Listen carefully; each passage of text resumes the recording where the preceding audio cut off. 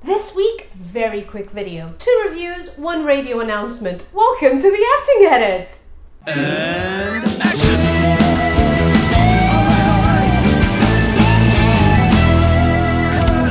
It's a wrap. So, if you follow me on Twitter and Instagram, you will know that I have joined the amazing team of women's radio station and I am bringing the Acting Edit to radio, but more on that later. Because first, I was lucky enough to see 2 shows in the past few weeks. One of them was 5 Guys Named Mo and the other one was The Exorcist. And here's my thoughts on it. 5 Guys Named Mo is running until March at the Marble Arch Theatre. And it's a feel-good show. It's amazing. Directed by Clark Peters and with the amazing cast of drum rolls and image sequence.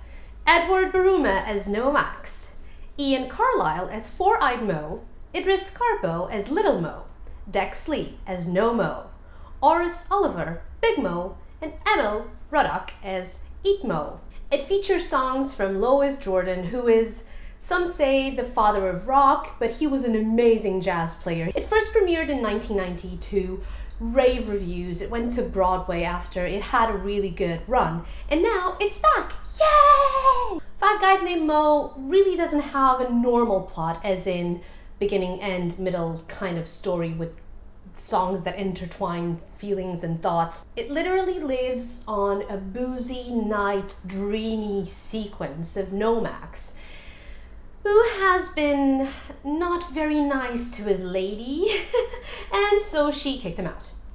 And during another boozy, who I'm the worst person in the world kind of drama night, he is surprised by 5 Guys Named Mo. And these guys sing his way to redemption. Plot done. Not hard. But that is not really the beauty of the show. To me, the beauty of the show lies in its simplicity. Yes, the plot is not overly thought of, but the songs and the performances, and in this case, the venue, all contribute to an amazing night.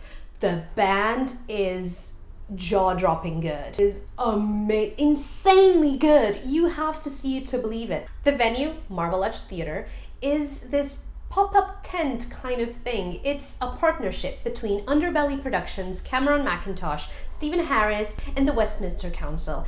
And it literally is the thing that we had been looking for. It's not your standard normal theater, as in you walk in and you are transported to another place in another time. It's amazing. The bar, it's feels good. You have amazing cocktails, by the way, just saying. Even non-alcoholic cocktails, so yeah, mocktails are good too. And it just feels right, especially now with all of the wintry decorations around the area. It just belongs there. So even if just for the venue, go and see 5 Guys Named Mo. Be prepared if audience participation is not really your cup of tea. You may feel uncomfortable at times. So my advice is just arrive a little bit before, grab a nice cocktail, and walk in with an open mind. You may even feel like being an honorary Mo at the end of it.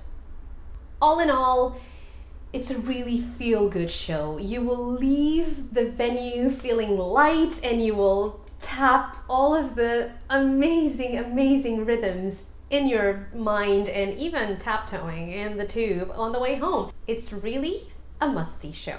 A few days after that, I went to see The Exorcist at the Phoenix.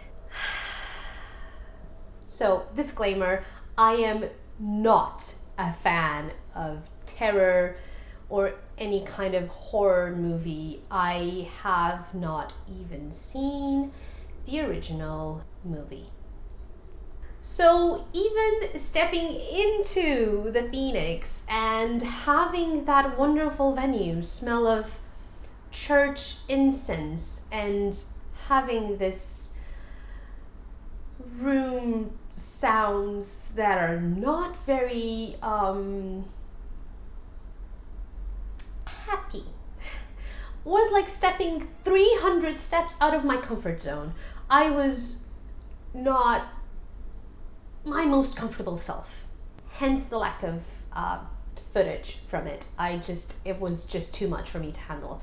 Seriously, I don't watch horror or terror, and if I have to, it really, really, really requires all of my brain power to keep in my mind that it's just a show or a movie, or I don't do terror. But I will bow down to the entire production. I mean, the set is amazing, the lighting, the sounds, and the cast. Everything is great. It's directed by Sean Mathias, and it has all of these wonderful people in it. A bow to all of them, seriously.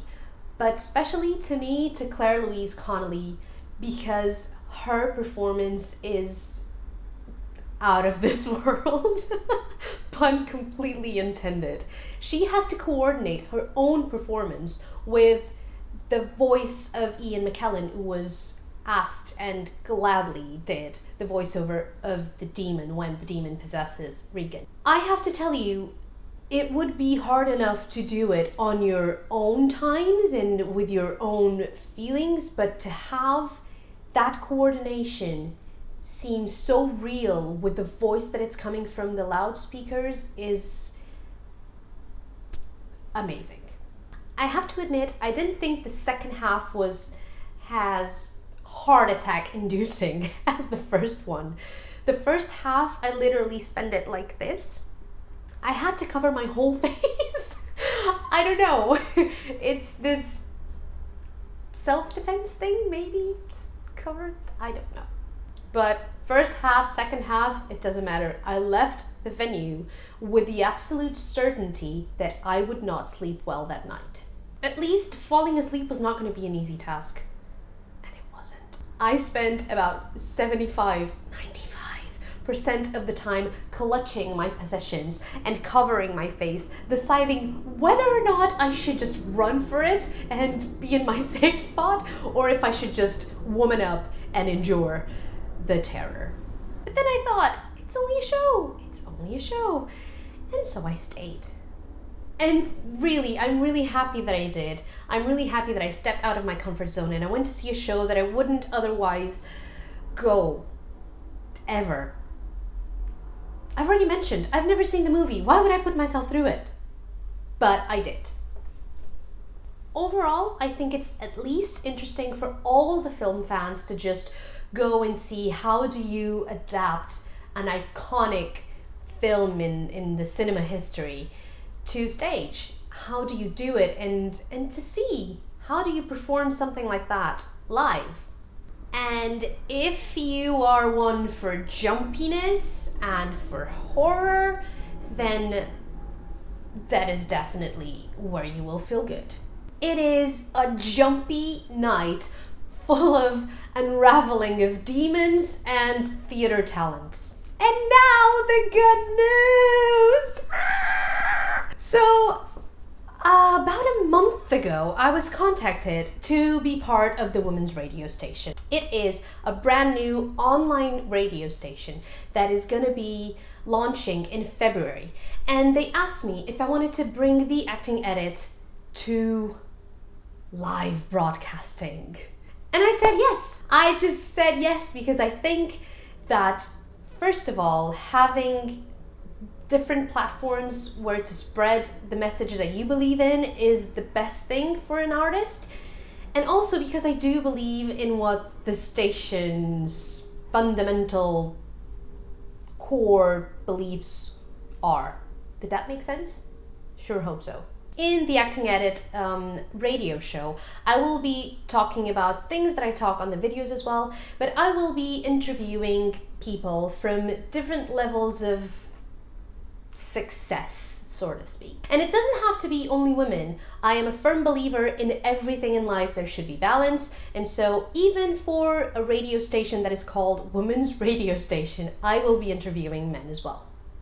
So now I'm gonna throw the ball at you a little bit and ask you if you know anyone in the industry that has a message that is worth spreading, that has a career that you would love to have, or even someone that has decided to change career paths and has started as a performer or as a writer and is now doing something completely different and is happy with that choice, then send those names to me.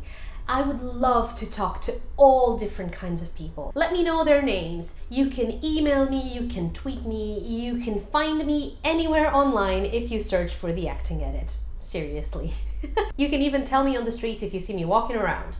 I don't mind. And why not give the Women's Radio Station a follow as well? Because come February, you will want to hear all of their shows. There are shows so different. There are genetics shows, there are medical questions shows, there are fitness shows, there are cooking shows. There is even a show about precious stones, from their mining to the end result. There is shows about literally everything, and there's music as well, so even if you don't want to hear people babbling about, you will have music in the radio station as well. After all, it is a radio station. And this is it for this week. So you've had 2 reviews and 1 really good special radio announcement. Let me know what you think of it. Let me know if you do know anyone that would be interested, or if you yourself have a good story to tell. I'm interested in any story, and I will let you know if you are one of the chosen ones. Oh, and don't forget, subscribe, hit the bell button so you're notified when there's a new video up. And I will see you next week. Bye!